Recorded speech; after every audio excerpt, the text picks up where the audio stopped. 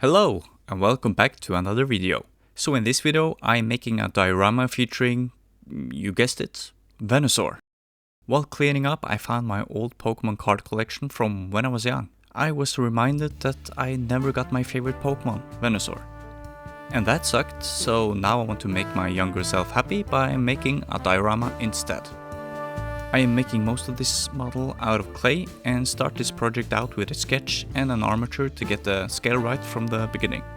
The polymer clay I'm using is Fimo Professional and it's quite expensive, so I make sure to pack a lot of aluminium foil to save as much of it as possible.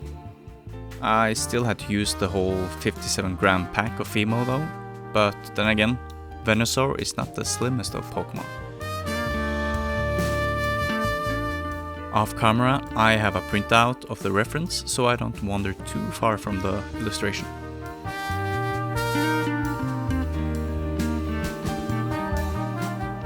Now that I'm getting close to where I want the model to look, I do a bake in the oven to keep myself from messing up. In contrast to the illustration on the card, I want a bit more realism, and I also love painting textured surfaces. So I wrap a thin layer of clay, then use a homemade texturing tool to make a sort of frog-like skin.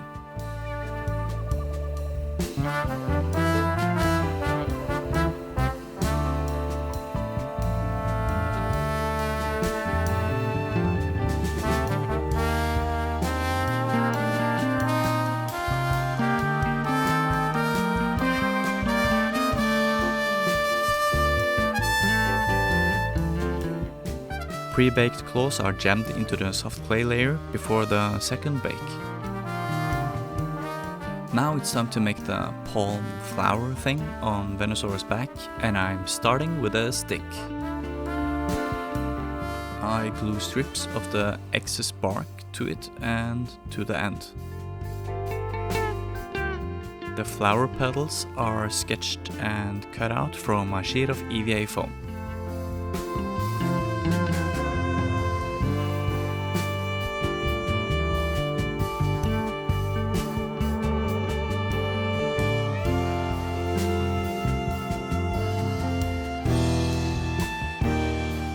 The wire brush gives the EVA foam some texture and also thins the tips of the petals, giving them a more realistic and interesting look. The EVA foam grabs the super glue instantly, so this is quite a fast process.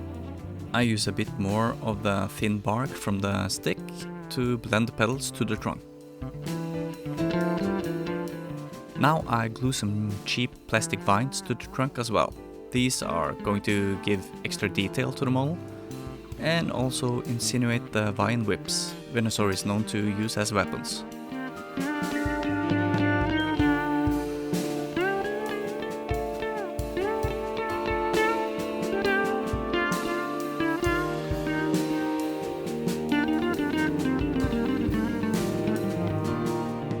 I don't trust the glue, so I drill a hole through the leaves into the model and pin it to the trunk.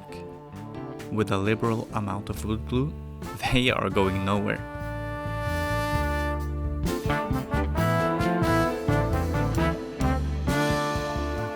The modeling is pretty much done and I can start painting.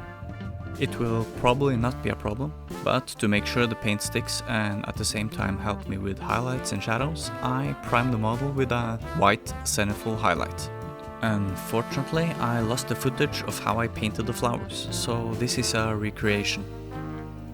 Yellow, then a red gradient.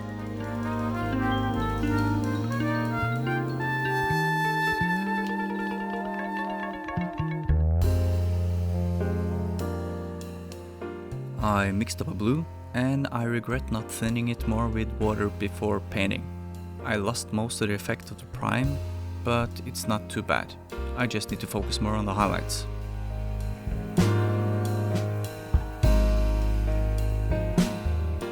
Venusaur's eyes and ears are dark reddish brown, and they give him so much character.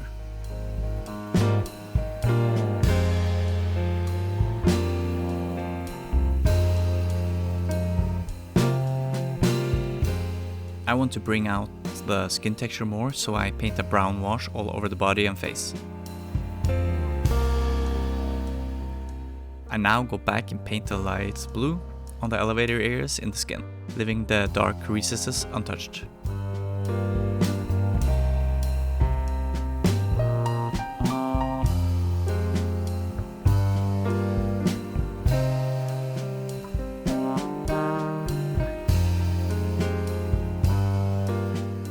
Now the model is pretty much done, but I want to make a base for him as well.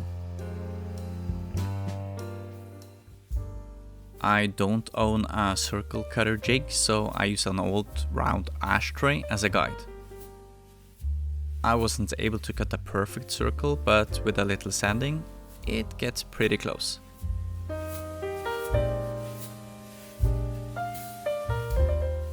Venusaur's pose is very heavy and flat, so I don't want to make the ground too uneven.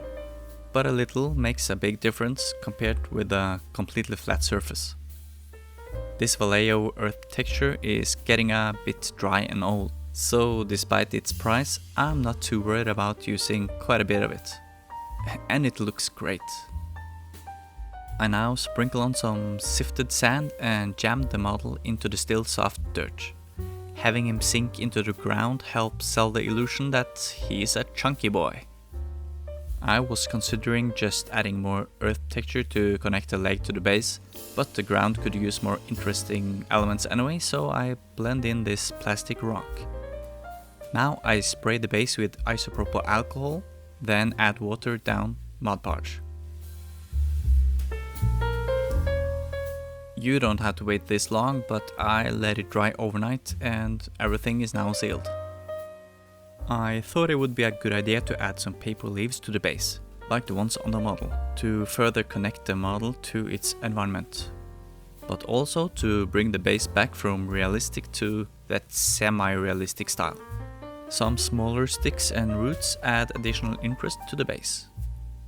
I imagine a forest floor and just add a few tufts of grass, but even more debris. Now another round of isopropyl alcohol and watered down Mod Podge.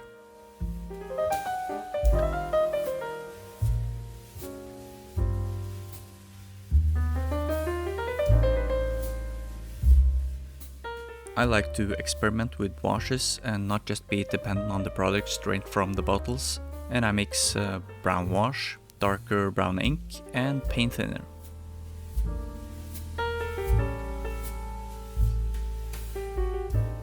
I'm definitely going to use more of that paint thinner as a flow improver in the future.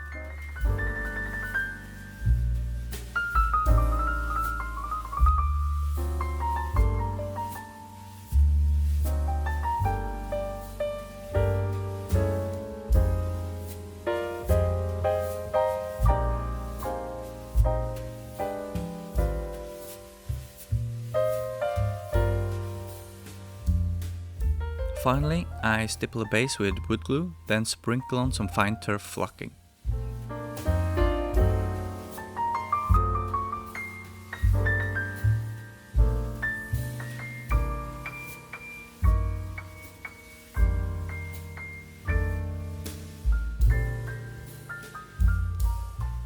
It covered a bit too much, so I go back and blow away some of it with my airbrush.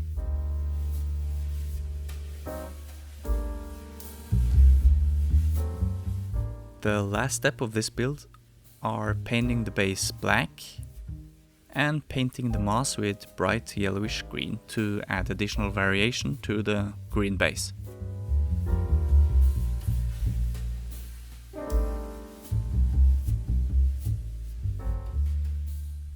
And with that, it's done. But first,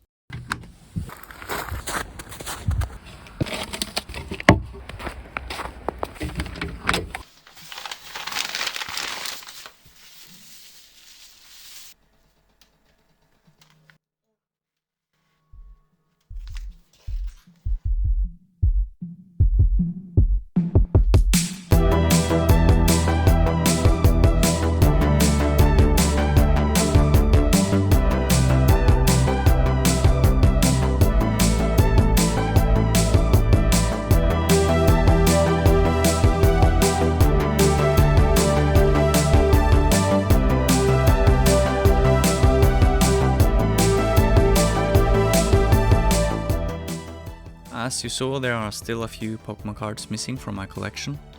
Let me know if you want to see more Pokemon builds in the future. However, my next video will be something completely different. If you like what I'm doing here, I would really appreciate it if you like the video and subscribe to the channel. Until next time, goodbye.